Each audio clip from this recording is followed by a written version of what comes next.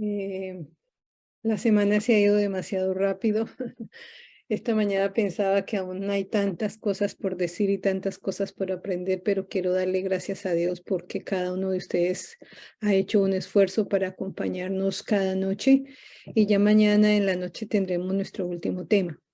Hoy, de acuerdo a lo que hemos trazado, vamos a tocar algo que es muy llamativo y que le he titulado ¿Cómo se destruye la idoneidad?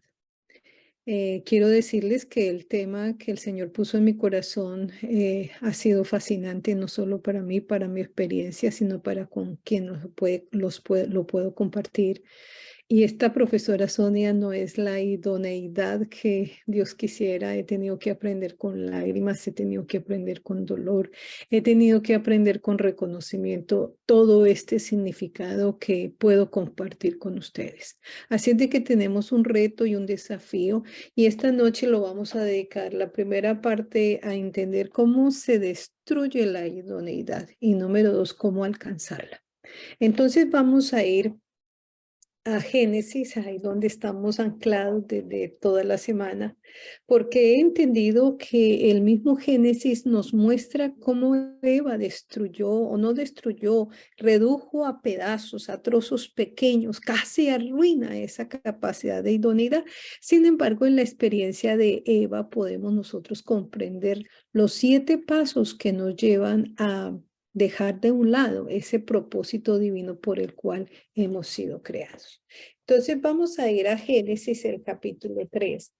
Y en el contexto de pecado, vamos a decir que después de que la mujer había pecado y el hombre comió del fruto prohibido, dice la Biblia en el versículo 7, Génesis 3:7, que fueron abiertos los ojos de entre ambos, no porque los tuvieran cerrados, sino porque entraron en una dimensión desconocida. Y entraron en esa dimensión desconocida. Esta noche vamos a entenderlo por qué. Y de pronto se dieron cuenta que la gloria que cubría su cuerpo como un mimbo desapareció. Entonces rápidamente ellos cosieron unas hojas de higuera y se hicieron una especie de delantales. Miren lo que sucedió después de cometer el primer pecado. Se abrieron los ojos a una experiencia que ellos antes nunca habían pensado, ni soñado, ni querido.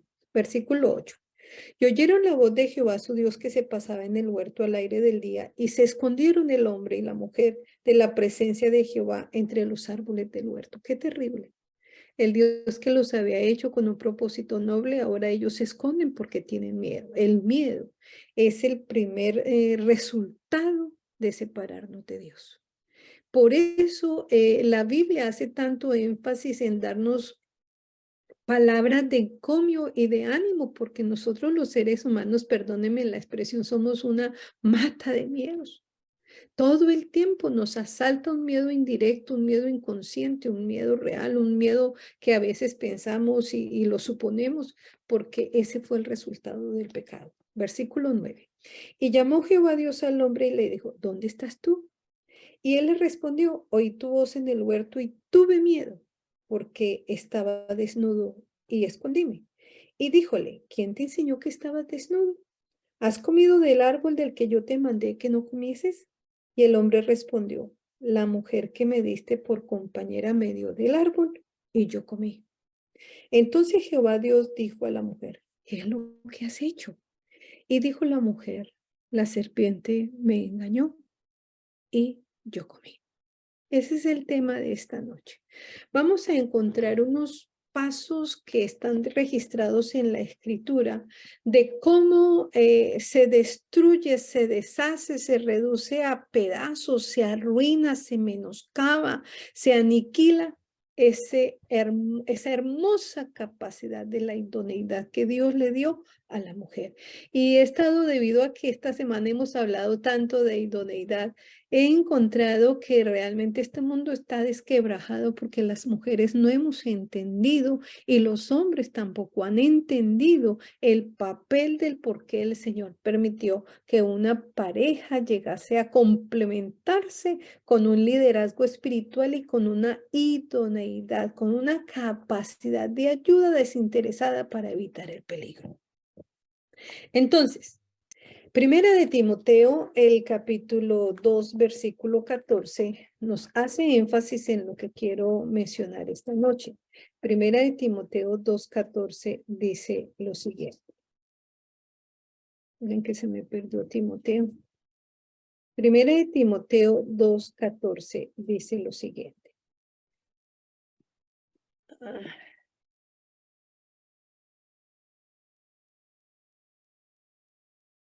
Y Adán no fue engañado, sino la mujer. Siendo seducida, vino a ser envuelta en transgresión. Y miren cómo dice el versículo 15. Esto es profundo, es teológico, no podemos dilucidarlo esta noche. Empero se salvará engendrando hijos, y si permaneciera en la fe y caridad y santidad con modestia. Muy bien, eso lo vamos a tocar al final, lo vamos a repetir. Entonces, el apóstol Pablo dice que la mujer fue engañada y por ello fue seducida. Y segunda de Corintios, el capítulo 11, segunda de Corintios 11, nos dice lo siguiente, versículo 4, segunda de Corintios 11, 4. Porque versículo 3, mas temo que como la serpiente engañó a Eva con su astucia, sean corrompidos así vuestros sentidos de alguna manera de la simplicidad que es en Cristo. Porque este es el meollo de toda la situación. ¿Por qué? Porque la Biblia nos enseña a través del apóstol Pablo que Satanás engañó a Eva y hace énfasis en que la serpiente engañó a Eva. Y la misma mujer confesando y reconociendo, en primer lugar, Eva confesó delante de Dios, reconoció, dijo, la serpiente me engañó. Quiero decirles que ella fue consciente de que algo extraño había sucedido al creerle a la serpiente, pero no se quedó en un estado de engaño. Ella reconoció que había sido engañada. Y voy a hacer énfasis en lo que voy a decir.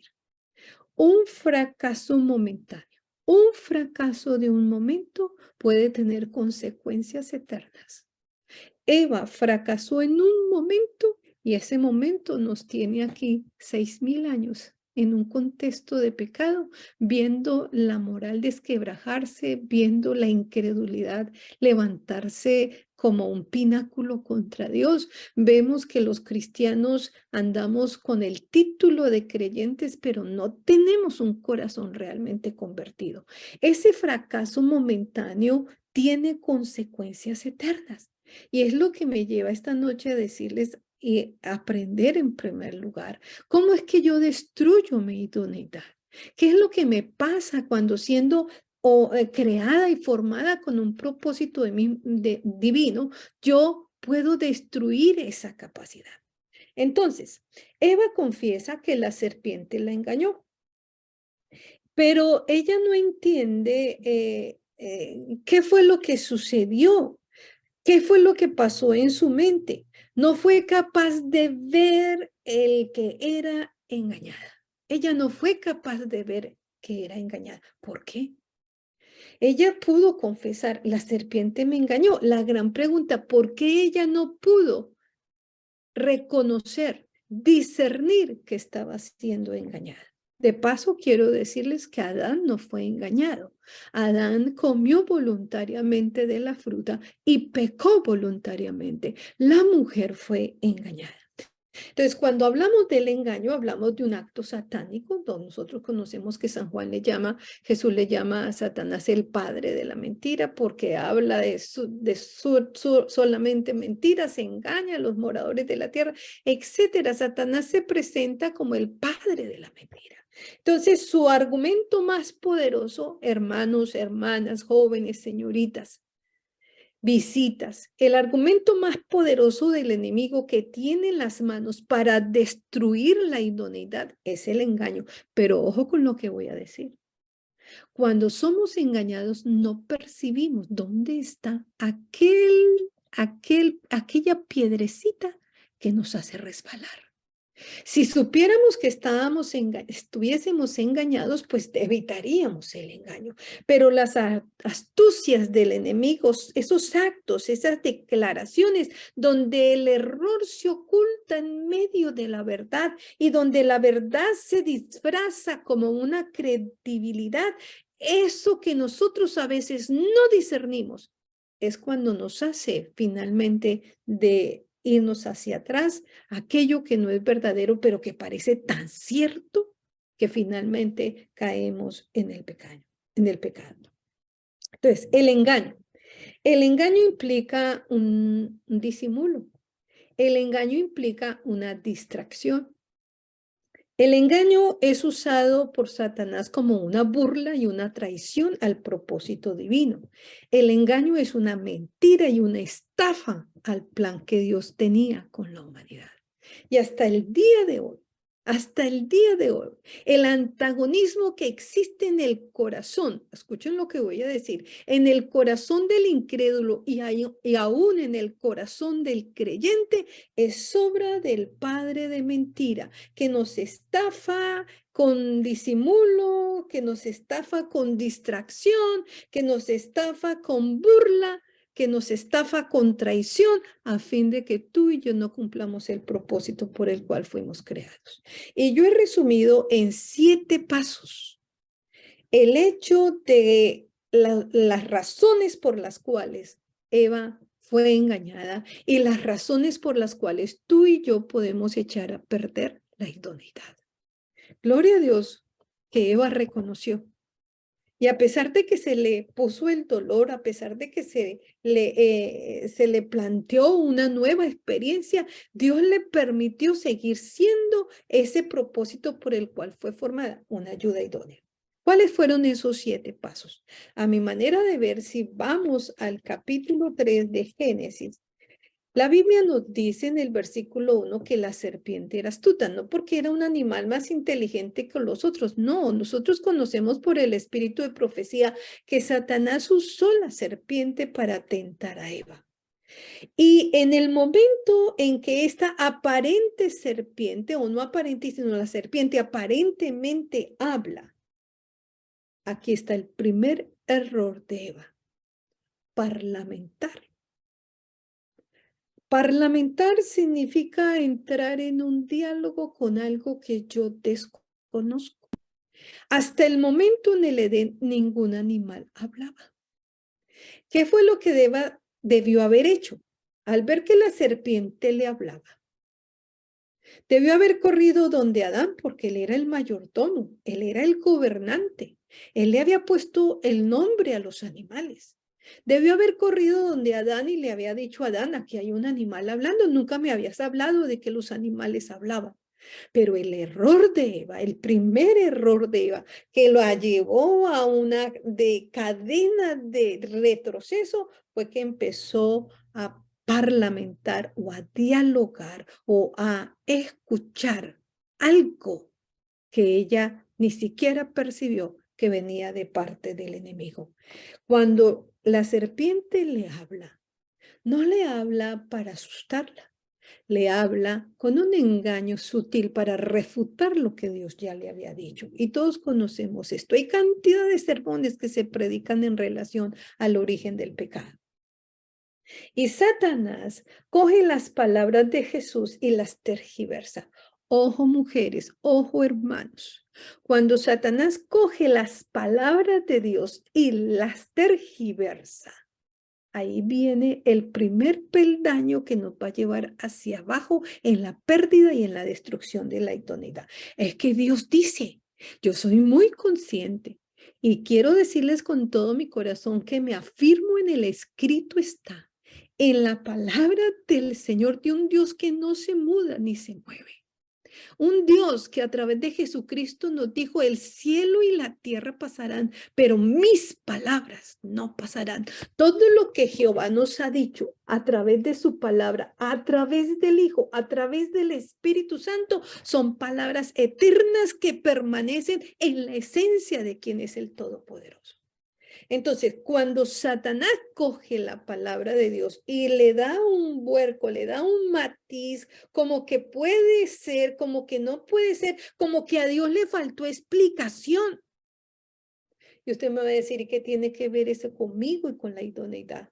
Ojo, mis hermanas, ojo, mis amores, que cuando nosotros no ponemos a Dios en primer lugar, cuando en nuestra vida no está centrada en Cristo, eso somos objeto, somos víctimas del ataque divino.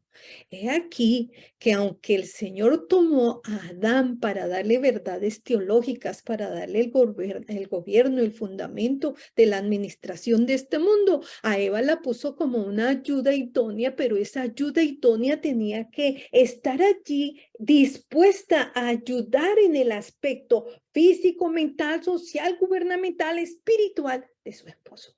Cuando tú crees que tu esposo es el que tiene que orar y tú no lo haces. Cuando tú crees que es tu esposo el que tiene que predicar o leer la escritura o aprender de ella y tú no lo haces, somos víctimas, somos vulnerables a que el enemigo nos engañe. Número uno. Número dos. Cuando ella parlamenta con el enemigo y consigo misma, entonces escucha al enemigo. Y cuando ella escucha al enemigo, le pone un disonante. Dice, pero Dios me dijo, pero la serpiente me está diciendo. Y entra en un terreno de falta de discernimiento. Finalmente, ella evalúa. Dice, no, Dios me dijo una cosa y la serpiente me está explicando otra cosa que no me explicó Adán, que no me ha explicado Dios, porque no se nos debe olvidar que la Biblia nos dice en Génesis 2:16 que Jehová le habló al hombre diciendo, de todo árbol del huerto puedes comer, menos del árbol del conocimiento del bien y del mal. Eva no había sido creada. Así es de que a Eva aprendió de Adán lo que Dios había dicho. Y cuando ella escucha al enemigo, entonces, número 3, miren cómo dice la escritura en el versículo 6, Génesis 3:6. Y vio la mujer. ¿Qué problema cuando las mujeres miramos? ¿Qué fue lo que ella miró? Miró que el árbol era bueno para comer. Bajo ninguna circunstancia se nos dice que el árbol tenía frutos malos o que el árbol tenía frutos insípidos. No, simplemente Dios había prohibido, si había guardado un árbol, era el árbol de la prueba. Pero la mujer parlamentó consigo misma, escuchó al enemigo. Número 3, entonces vio que era algo como bueno, no parece malo. Parece que sí tiene sentido, este árbol tiene una fruta deliciosa. Muy bien. Y que era agradable a los ojos. Yo he encontrado que la mayoría de nuestros fracasos como mujeres y la mayoría de los fracasos en los hombres es que miran y los ojos al mirar sienten que es agradable lo que están mirando. Y cuando se mira para agradar a los ojos, entonces se desea.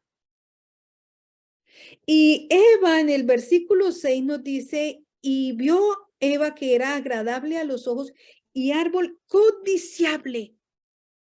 Deseó y al desear codició. ¿Qué fue lo que codició? Eva no codició automáticamente o aparentemente nada malo. Eva codició alcanzar sabiduría. ¡Wow! ¿No la quieres tú? ¿No la quiero yo? Alcanzar sabiduría. Pero ¿qué era lo que ella quería alcanzar? Sabiduría. Deseó, codició. Siguiente, participó y al evaluar comió del fruto y pecó. 7 pasos que la llevaron hacia abajo. Y quiero decirles que cuando la escritura me habla de ese parlamento que la mujer tiene con el enemigo, hace énfasis en tres cosas que son mencionadas por el apóstol Pablo en Gálatas 5:17. Vamos a ir un poquito a Gálatas 5:17, sin perder Génesis. Gálatas 5:17 dice lo siguiente: porque la carne codicia contra el espíritu y el espíritu contra la carne.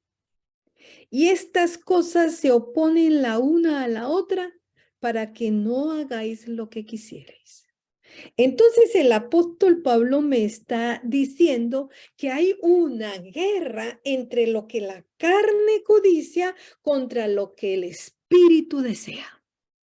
Si Eva, yo ahorita disculpo a Eva, entre comillas, porque Eva me enseñó el proceso de cómo pierdo la idoneidad.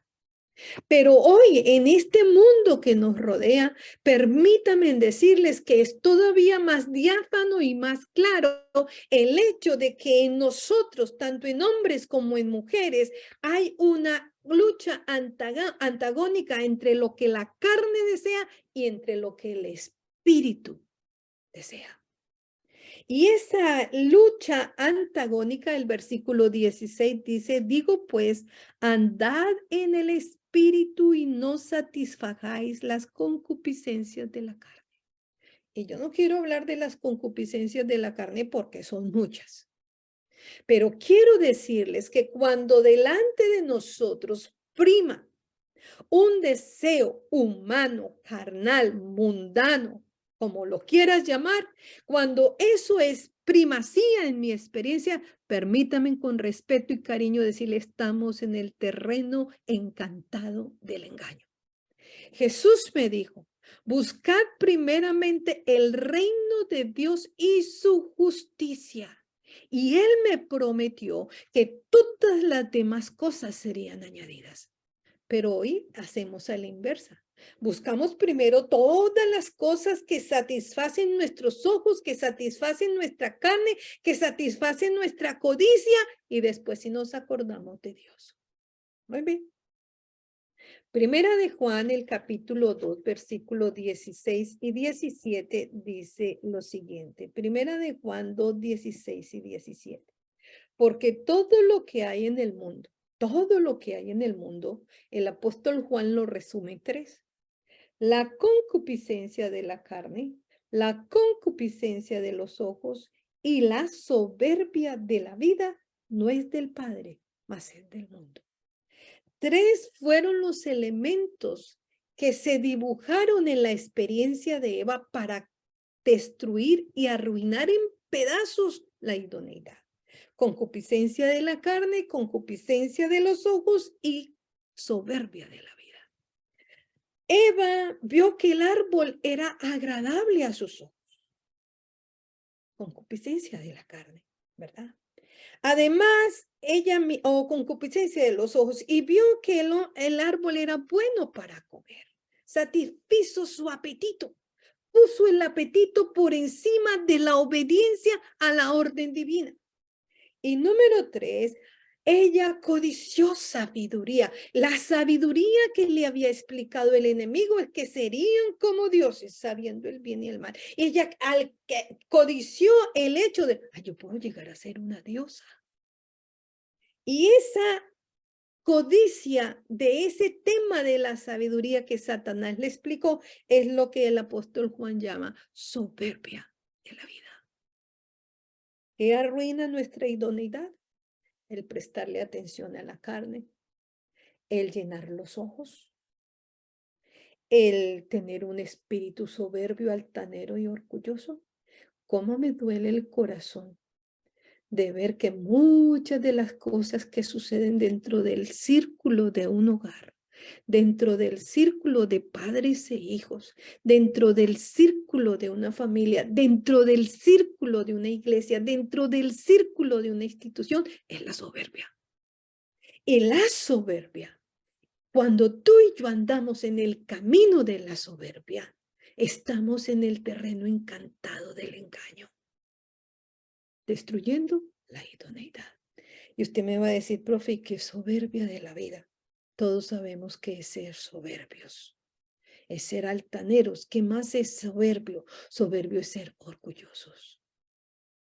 Y hay muchas cosas que destruimos por el orgullo que permanece en nuestros corazones. De estas tres concupiscencias, de estas tres fuentes brotó todo el mal natural y moral que existe en el mundo hasta el día de hoy. La participación de lo prohibido, ojo mis amores, hombres y mujeres, la participación de lo prohibido resultó en la privación legal y real de la vida que Jesús había ofrecido, que el Padre había ofrecido. Esa participación de lo prohibido. Cuando Dios dice una cosa, no lo expliques, acéptalo. No lo adornes, experiméntalo.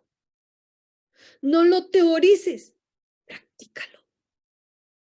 La participación de lo prohibido resultó en la privación legal y real de la existencia de la vida. Satanás no le hizo conocer de todo el bien y el mal. Y me gusta entender que Satanás le dijo, seréis como dioses. Pero en su tentación no le dio a conocer el bien y el mal, sino en un sentido experimental como lo sabe hacer el diablo. O sea que él explicó la escritura y los condujo a la experiencia de él. En cuanto al conocimiento, se volvieron como Dios. Sí, ¿por qué no decirlo? En cuanto a la moralidad, se volvieron como el tentador. Conocieron el bien y conocieron el mal. Pero en cuanto a la moralidad, se volvieron igual que el enemigo. El trasunto de la mujer consistió en que esa experiencia fue una fantasía. Y esa imagen fantaseada donde ella dio rienda al apetito, donde ella dio rienda al gusto, donde ella aceptó la filosofía y esos elementos vulnerables donde ella no usó la razón, perdón, no usó el principio, sino la razón como humana, la llevaron al caos. Ahora, quiero decirles, mis queridos oyentes, que no razonamos, no podemos razonar cuando estamos errando al blanco. Si en mi corazón hay altivez de espíritu, si en mi corazón hay mentira, si en mi corazón abundan las cosas de este mundo, si en mi corazón hay egolatría, perdóneme, con tristeza lo digo, estamos en el terreno encantado del engaño, perdiendo la tremenda capacidad de ser idóneos.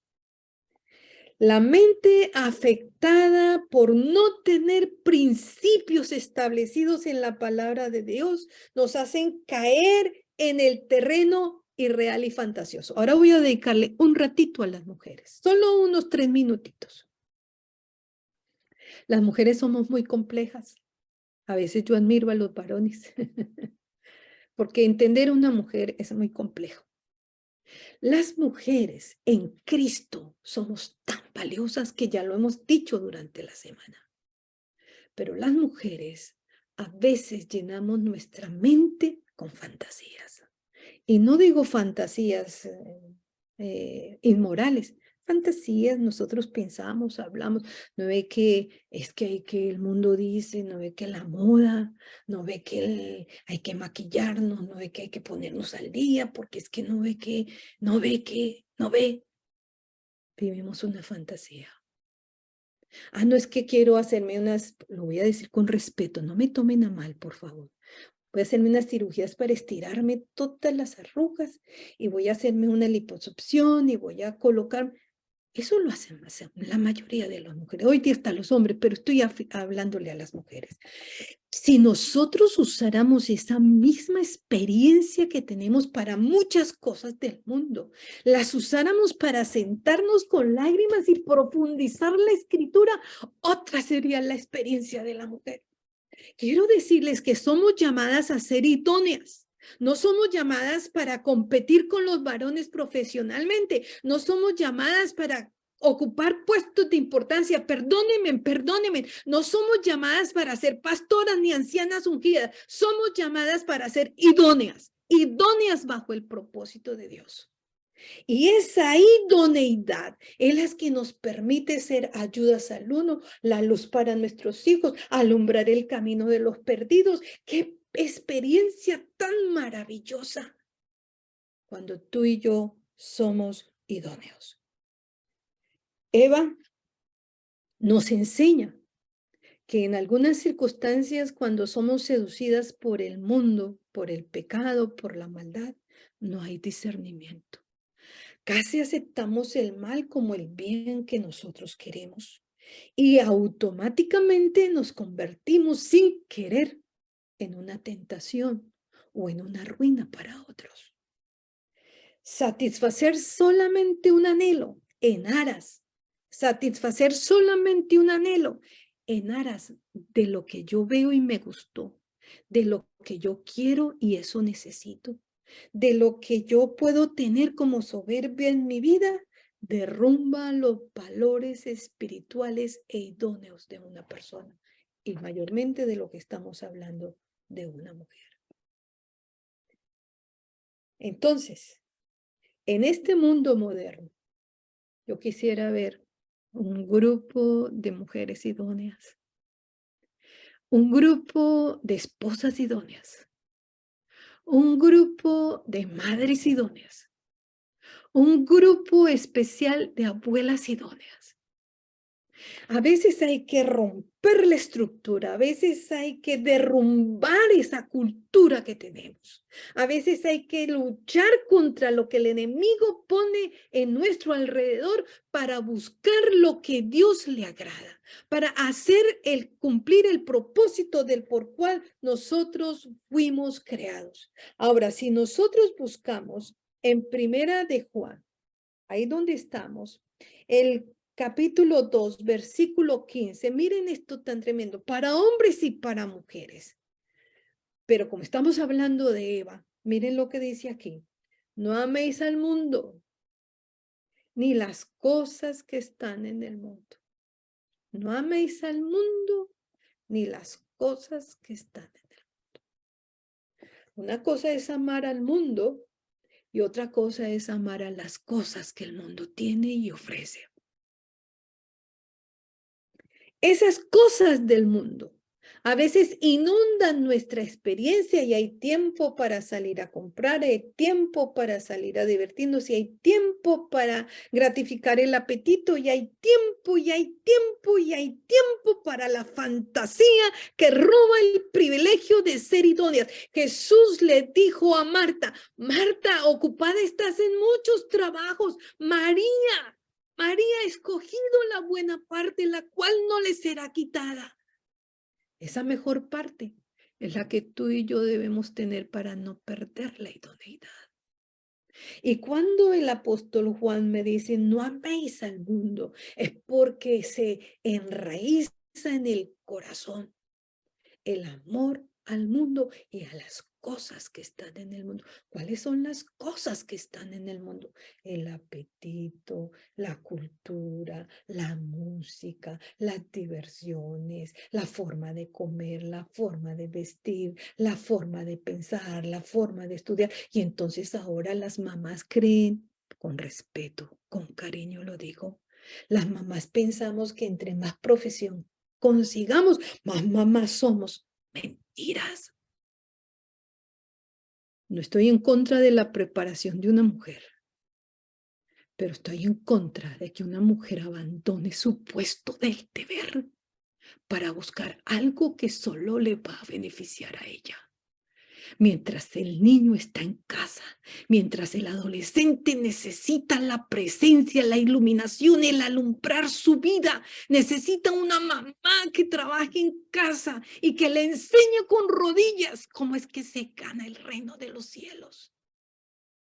Pero hoy día, y más en este país en el que yo vivo, donde aquí se esclaviza a la gente por el trabajo, los niños permanecen solos y abandonados a la espera de un celular y de todo lo que una tecnología puede acabar con aquellos niños que nacieron dándoles luz en este mundo. Quiero invitarles con todo mi corazón a que ordenemos nuestra vida. Usted me va a decir, profe, pero es que ya ha pasado tantas cosas, hice tanto daño. No se ponga a pensar en lo malo que hizo. Póngase a pensar en el privilegio que tenemos hoy de seguir siendo luz, de seguir alumbrando, de seguir siendo dadores de vida. Yo soy abuela. Mis hijos ya son adultos. Y he cogido este ministerio de ser abuelas, que de pronto voy a formar un ministerio de abuelas. Porque es hermoso. Esos niños es la revelación de Dios a la humanidad. Son niños que nacen puros, santos, ingenuos, moldeables, imitadores de lo que tú y yo hagamos. Por eso Jesús tan lindo dijo que el reino de los cielos es de los niños, no de los adultos, es de los niños. Cuando tú quieres ver a Dios manifestado, mira a un niño, mira a un bebé. Están esperando qué le das, qué le dices, qué le enseñas. Y son grandes imitadores. Y son puros y son perfectos. Si nosotros perdemos la idoneidad, no alumbraremos. Si nosotros perdemos la idoneidad, no daremos vida. Si nosotros perdemos idoneidad, nos separaremos de la fuente de la luz y de la vida. El Señor en Proverbios, el capítulo 31, que lo hemos sacado, dice el versículo 29 y 30. Muy importante esto. Dice, muchas mujeres hicieron el bien, mas tú las sobrepujaste a todas. Quiere decir que la mamá de Salomón era una mujer virtuosa. Engañosa es la gracia y vana la hermosura. No me digan, mujeres, que nosotros no nos preocupamos por peinarnos, por maquillarnos, por ponernos bonitas. No estoy diciendo que eso sea malo. Pero con ese mismo esmero con que yo me arreglo, yo debo esmerarme por estar de rodillas ante el Eterno. Engañosa es la gracia y vana la hermosura. La mujer que teme a Jehová, esta será alabada. En la Biblia, la mujer recibe el aplauso de Dios cuando esa mujer cumple el propósito de ser idónea y cuando esa mujer, de acuerdo al proverbio, teme a Jehová. Ese debe ser el antídoto contra la fantasía. Ese debe ser el antídoto contra amar las cosas del mundo. Ese debe ser el antídoto para no llenarnos de soberbia y orgullo. Ese debe ser el antídoto para no satisfacer nuestros apetitos y nuestras pasiones, nuestros gustos, nuestra comodidad, nuestra moda, nuestra música, nuestro lujo. El antídoto es que la única mujer que será alabada y también el único hombre que será alabado es el que teme a Jehová. Y de acuerdo a Job 28:28 dice, el principio de la sabiduría es el temor a Jehová. Queremos ser sabias. Yo anhelo con todo mi corazón ser sabia, según Dios. Y para empezar a tener sabiduría, yo debo temer a Jehová. ¿Y qué significa temer a Jehová? Es respetarle. Ah, Señor, yo quiero hacer esto, pero ¿qué piensas tú? Señor, ilumíname. El caminar de Enoc con Dios no era en arrobamiento, dice Patriarcas y Profetas, y el camino a Cristo. Era en la esfera de su cotidianidad mientras realizaba los quehaceres del día. El temor a Jehová es la reverencia. El temor a Jehová, al conocerlo y servirlo, es respetar su palabra, sus principios, es adorarlo con integridad de corazón. Perdonen, voy a colocar un ejemplo, porque trabajo con pacientes Miro muchos pacientes y especialmente a veces me llama la atención cuando una mujer se hace su liposucción y se pone hermosa. Y gastan dinero y aguantan dolor y se eximen de una cantidad de cosas. Y tan solo pienso, si toda esa energía se concentrara en buscar al Señor, o con esa misma energía nos concentráramos en buscar al Señor, otra sería nuestra experiencia. Los hombres tampoco lo han entendido. Los hombres han llevado a la mujer a hacer una cantidad de estragos por no comprender qué es idoneidad en un varón y qué es idoneidad en una mujer. Cuando la Biblia me dice que la mujer que será alabada es aquella que teme a Jehová, es la experiencia de reverencia en la comunión, en la adoración, es el asombro por comprender quién es el Todopoderoso. Aquí tengo un grupo de damas muy especiales y tengo un grupo especial con el que estudio la Biblia casi cada noche. Es Laura, Nena, Eriquita. Y hemos aprendido que durante ese asombro por la adoración, por su poder y su misericordia, nos lleva a una experiencia totalmente diferente. Una cosa es orar, otra cosa es alabar y otra cosa es adorar. Y cuando tú adoras a Dios, tú te postras y casi guardas silencio a ver si en la agudeza de tu oído puedes escuchar la voz de Dios que te dice, este es el camino. No torzáis a mano derecha ni a mano izquierda. Este es el camino. Andad por él. Ustedes se imaginan el poder de este mundo si las mujeres fuésemos idóneas para honra y gloria de Dios. Si dejáramos de fantasear, si dejáramos de amar las cosas de este mundo, si nos entregáramos a estudiar la palabra. Y quiero decirles que llevo muchos años tratando de entender un texto que me ha costado investigarlo mucho, Juan 17:3. Este empero es la vida eterna, que te conozcan a ti, al único Dios verdadero, y a Jesucristo a quien has enviado. Conocerlo. Conocerlo no es teorizarlo. Conocerlo no es profundizarlo en la teología. Conocerlo es traerlo a tu corazón, a tu vida, a tu experiencia. Cada semana saco un texto de la Biblia y lo tengo en mi mente por una semana. Y esta semana en unas tarjeticas de versículos bíblicos me salió este texto de Juan 15:7 que dice, si permaneciereis en mí y mis palabras permanecen en vosotros, pedid todo lo que deseas y os será dicho.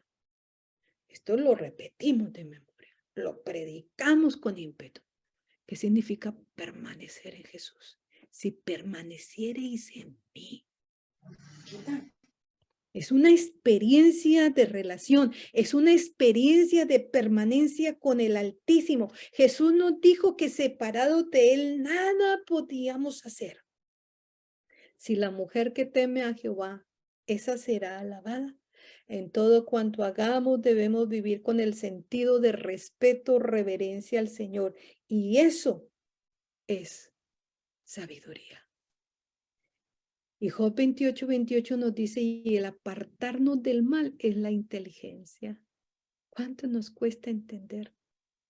No lo conseguimos en una universidad, lo conseguimos en la experiencia de la vida, la sabiduría, la inteligencia de apartarnos del mal es lo que nos da la idoneidad para poder crecer en gracia, para poder seguir siendo una bendición y para poder alabar al Señor con nuestra vida, cumpliendo el objetivo por el cual el Señor nos hizo.